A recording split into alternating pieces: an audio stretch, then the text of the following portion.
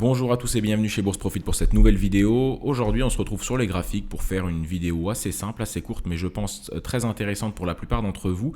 Je vais tout simplement expliquer les entrées en position, ma vision de voir l'entrée en position, donc le dernier signal qui nous fait acheter le marché, qui nous fait vendre le marché, bref, qui nous fait entrer en position. Donc je vais vous expliquer un petit peu comment fonctionne cette notion d'entrée en position. Bien évidemment, un trade ne se résume pas à l'entrée en position, ne se résume pas au setup qui nous fait rentrer en position.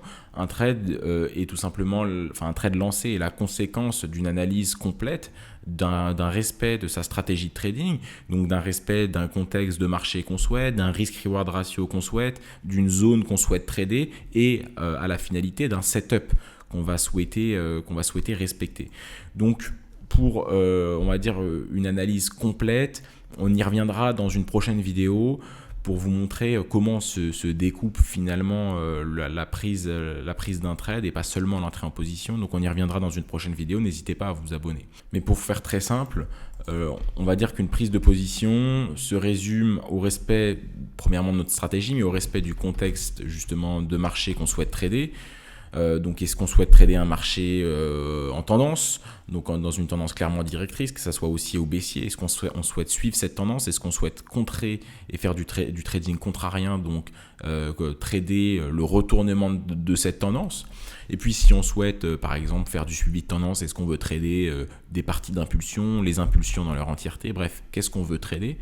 Est-ce qu'on peut trader aussi un marché neutre en range? Donc ça, il y a pas mal de manières de trader ces marchés en range. On peut trader la continuation de ce marché en range ou la rupture de ce marché en range. Dans les deux cas, on a pas mal de manières de les trader. Donc voilà, premièrement, le contexte de marché. Qu'est-ce qu'on souhaite trader comme contexte de marché? Et donc pour ça, il faut le définir. Ensuite, une zone clé que l'on souhaite trader. Donc ça peut être des zones avec des indicateurs techniques comme des points pivots, des zones un petit peu dynamiques comme des moyennes mobiles. Ça peut être des supports, des résistances, des niveaux ronds, bref, plein de zones. Et puis dernièrement, le setup. Et c'est ça, c'est cet élément-là, c'est cette notion-là dont je vais vous en parler un peu plus dans cette vidéo. Donc le setup, qu'est-ce que c'est? C'est le dernier signal qui nous fait entrer en position. C'est le dernier truc qui nous dit ok, tu peux acheter le marché, tu peux vendre le marché.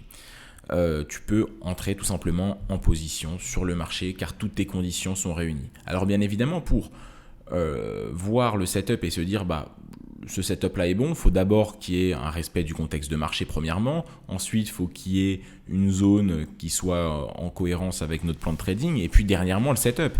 Mais si on a imaginons qu'on fait du suivi de tendance, on a une stratégie de suivi de tendance et on voit un joli setup au sein d'un marché range. Même si on a un bon setup, ça ne correspond pas à notre contexte de marché. Donc le setup, c'est vraiment le dernier signal qui nous fait entrer en position. C'est ce qui nous fait timer l'entrée en position. Donc ça, c'est vraiment la notion finalement de setup. Il faut bien comprendre que cette notion de setup, ce dernier signal qui nous fait entrer en position, ne peut pas se suffire à lui-même pour être dans un trading rentable. On ne peut pas simplement se dire moi j'ai des setups et je les trade, peu importe les zones, peu importe les endroits du marché, peu importe si le marché est haussier, baissier, moi je trade les setups tout le temps de la même manière. Ça ne vous suffirait pas pour prendre un avantage sur le marché et pour mettre les probabilités de votre côté. Ça ne vous suffirait pas tout simplement pour gagner plus d'argent que ce que vous allez perdre sur le marché de façon durable.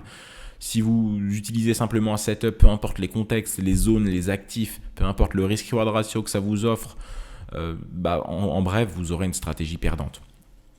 Je peux vous assurer qu'un simple setup, un simple signal ne vous permet pas de gagner de l'argent de façon long-termiste sur le marché.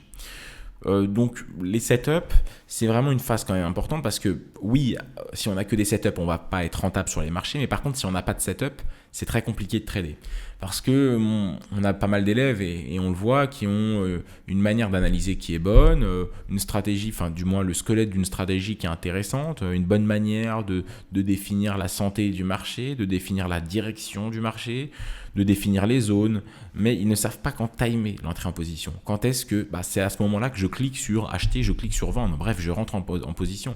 Parce que c'est bien beau de savoir faire un petit peu le présentateur météo sur nos graphiques, savoir les décrire et autres, mais le trading, c'est avant tout de la prise de décision. C'est le fait d'acheter le marché, c'est le fait de vendre le marché, c'est le fait de trader. Donc un bon analyste, généralement, il se résume à définir des zones, des contextes, définir des zones d'accumulation, de distribution, qu'est-ce que le marché fait, pourquoi il fait ces mouvements-là en fonction du fondamental qu'il y a derrière, mais au final, il ne prend jamais de décision. Et pour prendre des décisions, on est obligé d'avoir un setup derrière. Donc ce setup, c'est vraiment le dernier outil, le dernier signal qui nous dit « Ok, tu peux acheter, ok, tu peux vendre », ou alors peut-être tu ne fais rien si justement le setup n'est pas bon ou il n'a pas lieu. Donc globalement, il y a deux types de setup qui existent. Il y a deux types de setup qui existent. Il y a des setups directement lisibles sur le prix. En fait, c'est tout simplement, c'est visible sur le prix, c'est l'action du prix, c'est ce qu'on appelle le price action. Donc on a les setups price action, bon, je vais l'écrire PA. Et puis on a tout simplement les setups via indicateur technique. Donc indicateur technique. Donc ces deux types de setup, qu'est-ce qu'on peut retrouver par exemple dans le price action? Ça peut être des figures chartistes, être un pullback, ça peut être des patterns de chandelier japonais, une avalante, un pin bar, un inside bar, ça peut être toutes ces figures, toutes ces formes de chandelier japonais là. Ça peut être donc des figures chartistes, des W, des M, des pullbacks. Le pullback finalement c'est une vision chartisme. Donc voilà pour le price action. Et puis d'un autre côté, les indicateurs techniques. Donc les indicateurs techniques, ça peut être des moyennes mobiles, une moyenne mobile qui va croiser avec le prix ou des croisements de deux moyennes mobiles. Ça peut être un signal sur un oscillateur, une zone de surachat ou de survente sur le RSI ou le stochastique. Ça peut être une divergence sur un RSI, un stochastique ou un autre oscillateur. Ça peut être plein de choses. Ça peut être sur des bandes de Bollinger, sur Ishimoku, une cassure du nuage, une cassure de la Chikou ou de la Kijun. Bref, ça peut être des setups via price action ou via indicateur technique. L'un étant un peu plus factuel que l'autre. Il est peut-être plus simple quand on débute de voir un signal clair avec des indicateurs techniques plutôt qu'avec le price action. Maintenant, les deux fonctionnent. Est-ce qu'il y en a un meilleur que d'autres? Je dirais pas forcément, ça va dépendre de la stratégie qu'il y a derrière. Est-ce qu'on peut faire des setups avec plusieurs conditions? Oui, on peut. C'est-à-dire que le setup, c'est pas forcément qu'un croisement de deux moyennes mobiles ou une avalante sur une zone. Ça peut être deux choses qui se réunissent finalement. On peut être par exemple pour le setup, c'est voir une avalante, mais par contre pour voir cette avalante, il faut également avoir une divergence qui soit assez proche. Et donc on peut avoir par exemple une divergence qui est en train de se valider avec un pattern de chandelier, que ce soit une avalante, un pin bar. Bref, il peut y avoir deux conditions à mixer pour que ce soit un genre de setup commun finalement. Donc le setup, c'est ce qui nous fait entrer en position, mais il peut être multiple. Ça peut être directement sur le prix, donc ce qu'on voit sur les graphiques, ça peut être avec des indicateurs techniques, indicateurs, et puis vous connaissez la multitude d'indicateurs qu'il y a. D'ailleurs, on en a déjà présenté des dizaines et des dizaines sur la chaîne, tout comme le price action, on en a parlé longuement sur cette chaîne YouTube. Et donc on peut faire ensuite des setups, ça dépend vraiment de notre manière de voir le trading et de l'imagination qu'on peut avoir, mais on peut faire des setups avec plusieurs conditions, on peut faire vraiment pas mal de setups, on peut même avoir une stratégie avec plusieurs setups, par exemple 2 setups, et on aura, on va partir sur notre explication, on aura par exemple un setup plutôt agressif et on aura un setup plutôt conservateur. Donc on aura deux types de setup totalement différents. L'un où on est agressif, donc on va rentrer très tôt en position, on aura plus d'opportunités, par contre on aura peut-être un taux de réussite un peu plus faible. Donc c'est un setup où peut-être le money management sera différent. On pourra risquer 0,25 ou 0,5% du capital. Et puis on aura un setup un peu plus conservateur. Donc ça sera un setup avec plus de confirmation. Peut-être qu'il y aura plusieurs conditions dans ce deuxième setup. Il y aura plus de confirmation, donc forcément il y aura moins d'opportunités, il y en a plus qui vont nous passer sous le nez. Par contre, on aura peut-être un taux de réussite un peu plus fort, donc on pourra ajuster notre money management si on le souhaite. On pourra peut-être par exemple avoir 0,75%, c'est totalement possible. Donc vous voyez, au sein d'une même stratégie, en fait on a un setup, mais ce setup, il se découlerait en deux parties, un setup agressif, un setup conservateur. Et puis on pourrait même avoir des setups qui vont différer en fonction du contexte de marché. C'est-à-dire que nous, on trade les tendances directrices, mais on peut également les trader en tendance et en contre-tendance, et avoir un setup qui va miser sur la continuation et un setup qui va miser sur le contrarien de cette tendance, donc sur le contre-tendance de ce marché directeur, de ce marché en tendance directrice, excusez-moi.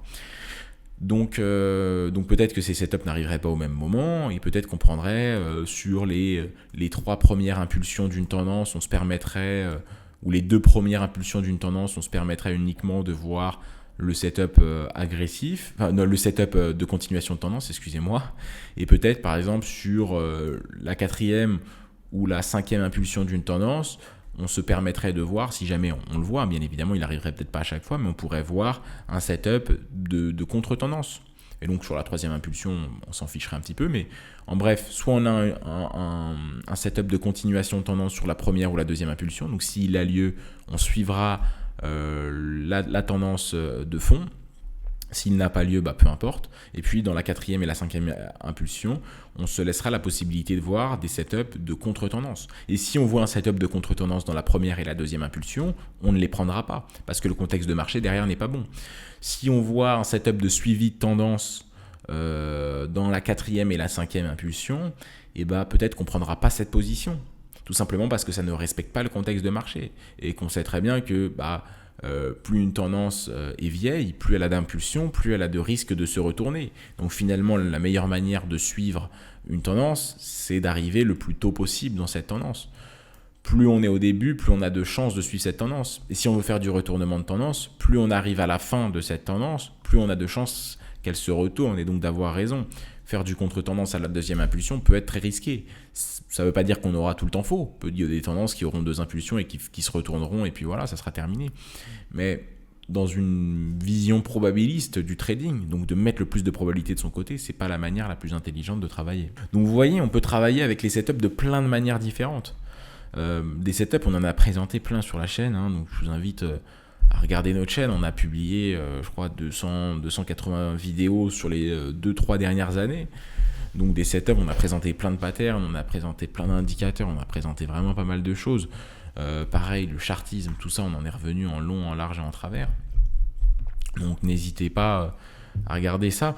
Donc bien évidemment, dans cette chaîne, on est resté toujours sur des notions de base, mais c'est sur la création de stratégies et donc sur la mise en place de contextes, de zones, de setup de façon cohérente. C'est ce qu'on aborde dans notre formation et dans notre programme de formation où on vous emmène à la rentabilité. Donc tout ça, c'est abordé un peu plus en détail, bien évidemment, et logiquement dans cette formation. On vous décrit les setups de façon plus profonde, et on a un module qui est consacré directement à tout ce qu'on va pouvoir voir en analyse technique. Donc voilà, j'espère que vous comprenez un peu mieux la notion de setup. Ce que je veux vous faire comprendre à travers cette vidéo, premièrement, c'est le fait que c'est bien de savoir analyser le marché, c'est bien d'avoir des zones, c'est bien de savoir quel marché on veut trader, mais il nous faut un dernier signal qui va nous permettre d'entrer en position, parce qu'on a souvent des gens qui nous disent « je ne sais pas quand rentrer en position ». Si tu ne sais pas quand rentrer en position, c'est que tu n'as pas de stratégie définie. C'est que tu n'as pas un setup qui va te faire rentrer en position et qui va te dire ça, c'est ce signal, c'est ce que je voulais voir pour ensuite cliquer sur ma souris, acheter, vendre le marché. Et puis parfois, on a des personnes qui ont que des setups et qui n'ont pas le reste. Donc le but de cette vidéo était aussi de replacer le setup dans tout ce qu'il y a autour. Donc peut-être qu'on fera des vidéos, on abordera ça un peu plus en détail, mais le but étant également de comprendre qu'un setup, c'est pas simplement finalement la stratégie. La stratégie ne se résume pas au setup. Et puis là-dedans, dans le contexte de marché, zone, setup, à chaque fois, il peut y avoir plusieurs indicateurs, plusieurs éléments du prix. Et au final, on peut avoir une stratégie plus ou moins complexe. Le contexte de marché peut se définir de plein de manières. Et puis également, on peut trader plein de contextes différents. Ça dépend vraiment de notre trading et des actifs qu'on trade. Pareil pour les zones. Donc voilà... un peu plus sur cette notion de setup. On est resté quand même dans des généralités, mais le but c'est juste de vous ouvrir un petit peu l'esprit sur cette notion là. J'espère que vous avez apprécié cette vidéo. N'hésitez pas à la liker, à mettre un commentaire si jamais vous avez apprécié cette vidéo. Abonnez-vous pour ne pas rater les prochaines vidéos. Si vous êtes intéressé par notre programme de formation et pour tout simplement apprendre à trader et mettre en place une stratégie qui va être rentable sur le long terme, avec lequel vous allez pouvoir tout simplement gagner de l'argent sur les marchés financiers, n'hésitez pas à aller en description. Il y a le lien de la formation en description. Merci à tous d'avoir regardé cette vidéo. On se retrouve directement pour une prochaine vidéo.